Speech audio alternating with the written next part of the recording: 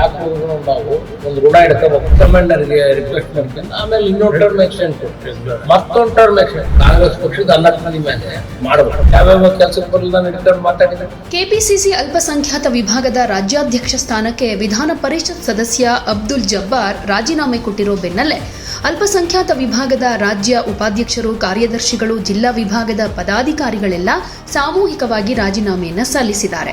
ಈ ಬೆಳವಣಿಗೆಗಳ ನಂತರ ಸಚಿವ ಎಸ್ ಮಲ್ಲಿಕಾರ್ಜುನ್ ಅವರು ರಿಯಾಕ್ಟ್ ಮಾಡಿದ್ದಾರೆ.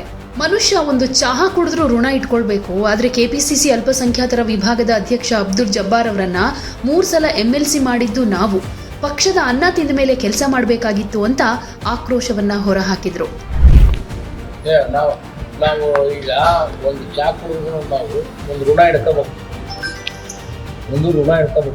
ಯಾರ ಮನೆಗಾರಾಗಲಿ ಯಾರ ಹತ್ರನಾರಾಗಲಿ ಒಂದು ಹೆಲ್ಪ್ ಮಾಡಿದ್ರೆ, ಯಾರಾದರೂ ಏನಾದರೂ ಒಂದು ಹೆಲ್ಪ್ ಮಾಡಿದ್ರೆ ಒಂದು ಋಣ ಹಿಡ್ಕೊಂಡು ಅವ್ರು ನಾವೇ ಹೋಗ್ಬೇಕು. ಈಗ 3 ವರ್ಷದ ಹಿಂದೆ 3 ಟರ್ಮ್ ಇದೆ, ಅಪ್ಪರು ನಾನೇ ಸೇರಿ MLC ಮಾಡಿದ್ದೆ.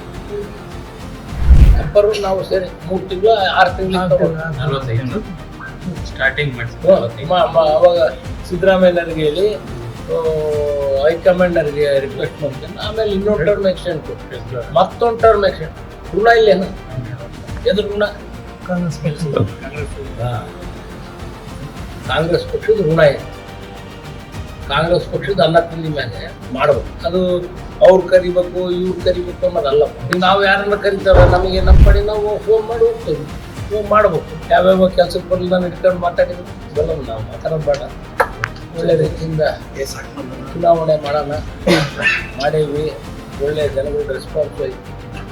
ಹೈಕಮಾಂಡ್ ಲೆಫ್ಟ್ ಇದೆ, ಹೈಕಮಾಂಡ್ ಏನೇ ಒಂದು ಹೇಳಿದ್ರು ಒಂದು ಚಾಚು ತಪ್ಪದೆ ಕೆಲಸ ಮಾಡೋ ಕೆಲಸ ನಮ್ಮದು ಕಾರ್ಯಕರ್ತರು. ಮಂತ್ರಿ ಆಗಲಿ ಯಾರಾಗಲಿ ಕಾರ್ಯಕರ್ತರಾಗಿ ಕೆಲಸ ಮಾಡ್ಬೇಕು.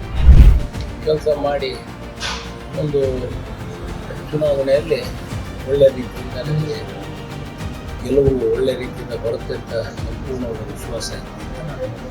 ಮತ್ತೊಮ್ಮೆ ತಮ್ಮ ಮೂಲಕ ನಮ್ಮ ಎಲ್ಲ ಮತದಾರ ಬಂಧುಗಳಿಗೆ